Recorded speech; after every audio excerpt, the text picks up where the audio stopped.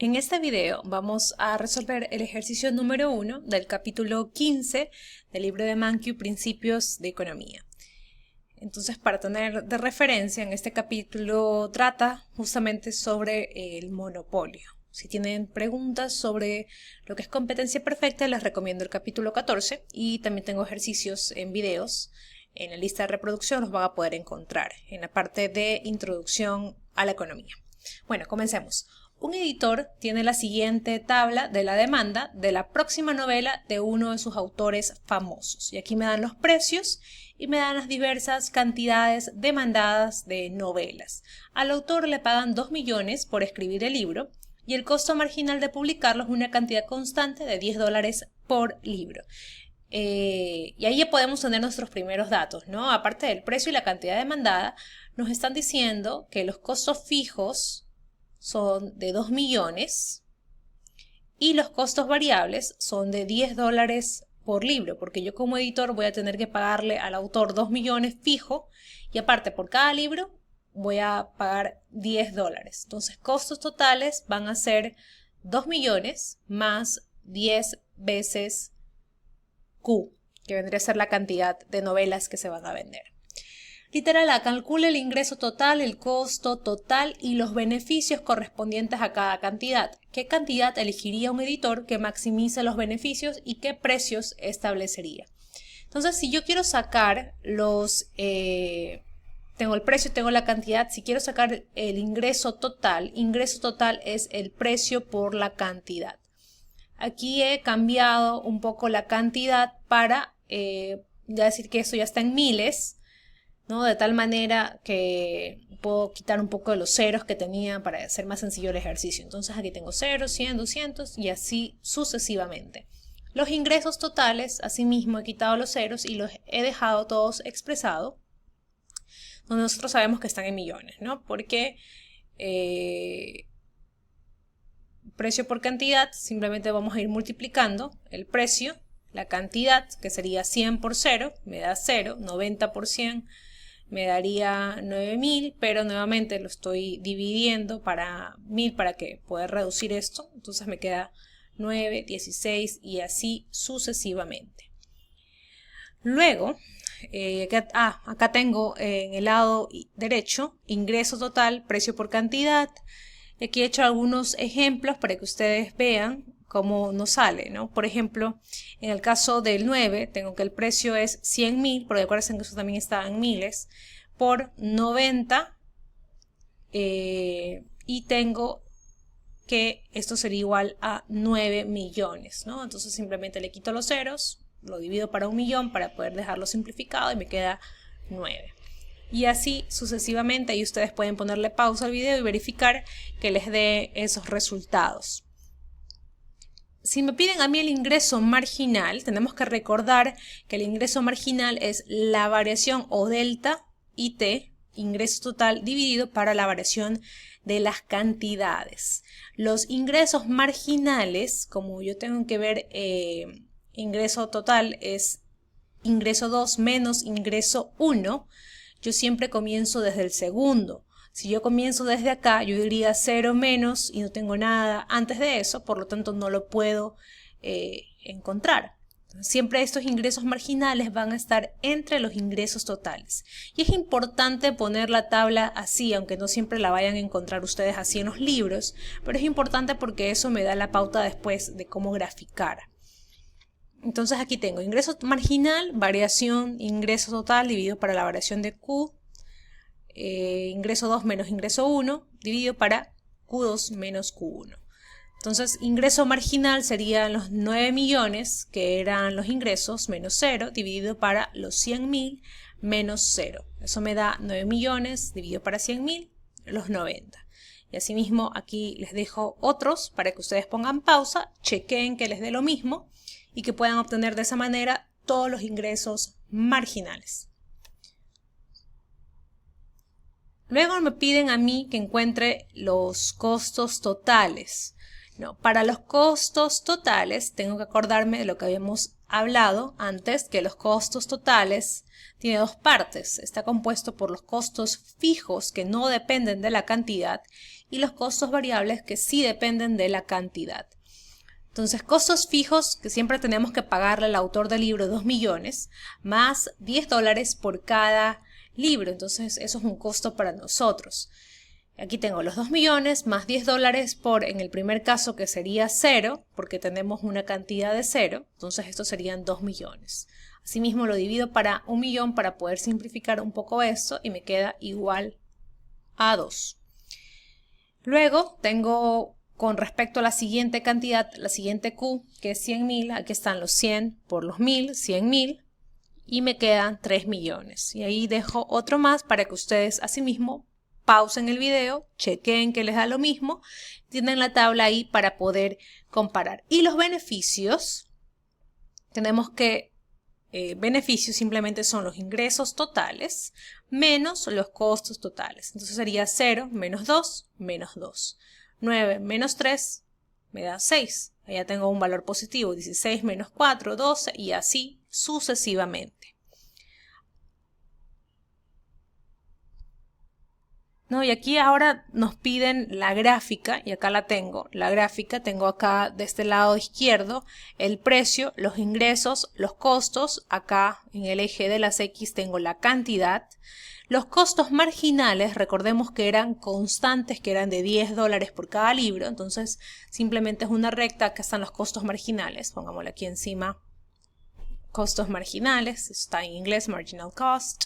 Acá tengo la curva de la demanda, acá tengo el marginal revenue, que es el ingreso marginal, ¿no? Que tiene pendiente negativa. Ambos tienen pendientes negativos, tanto la demanda como el ingreso marginal. ¿Cómo lo graficamos? Veamos el ingreso marginal.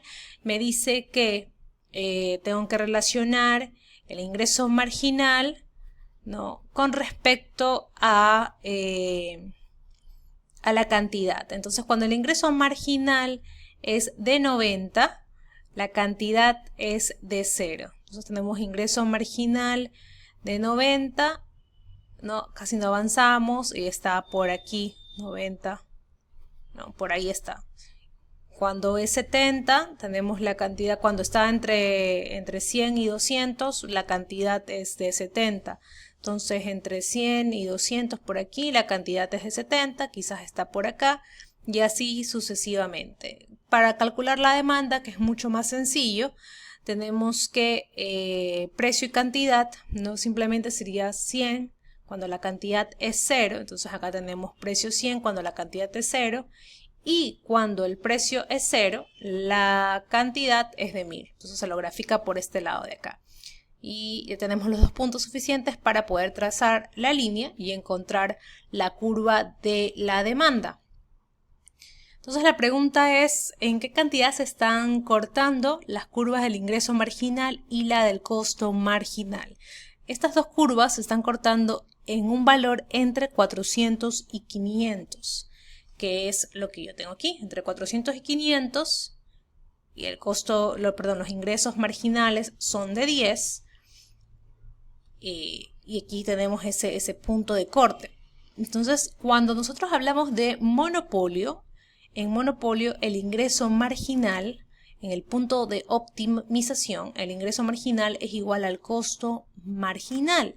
Entonces el ingreso marginal en este punto, que es de 10, es igual, aquí está el corte, al costo marginal, donde el costo marginal también era de 10, y eso lo podemos poner acá.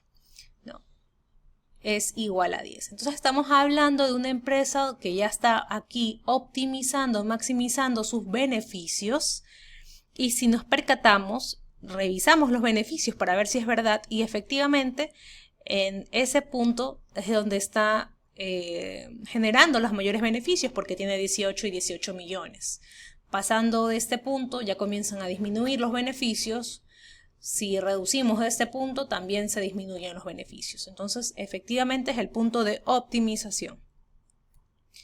En su gráfica sombré la pérdida de peso muerto y explique lo que significa. El peso muerto, ¿no?, se da porque ahora nosotros en este punto de aquí donde el ingreso marginal se corta con el costo marginal, si nosotros subimos, acá va a estar el precio del mercado, porque ese es el precio que está tocando a la curva de la demanda. Inicialmente nosotros teníamos que todo esto, ¿no? Todo lo que estaba debajo del precio, debajo de la demanda y por encima del precio, si el precio hubiera sido este de acá, igual al costo marginal, hubiera sido el beneficio, el excedente del consumidor. Pero ahora, dado que el precio está acá, solamente esta área va a ser el excedente del consumidor. Entonces ha disminuido.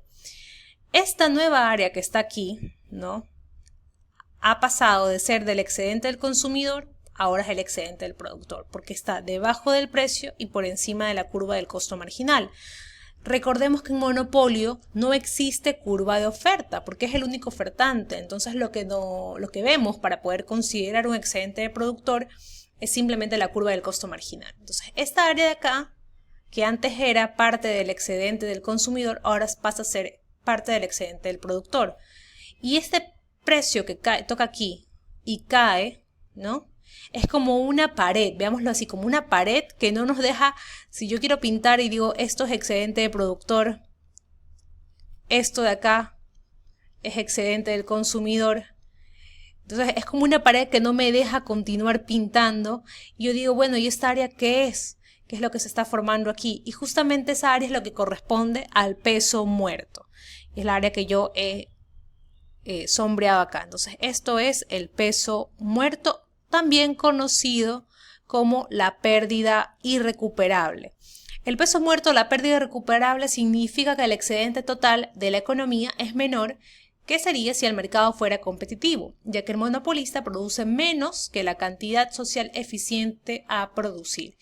Hablemos de cantidad social eficiente a producir como la cantidad en un mercado perfectamente competitivo.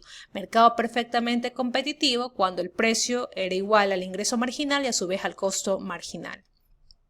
Si al autor se le pagaran 3 millones en lugar de 2 millones por escribir el libro, ¿cómo afectaría esto a la decisión del editor sobre el precio? Y nos piden que expliquemos la respuesta. Si al autor se le pagara 3 millones, en lugar de 2 millones, el editor no cambiaría el precio, ya que no habrían cambios ni en el costo marginal ni en el ingreso marginal.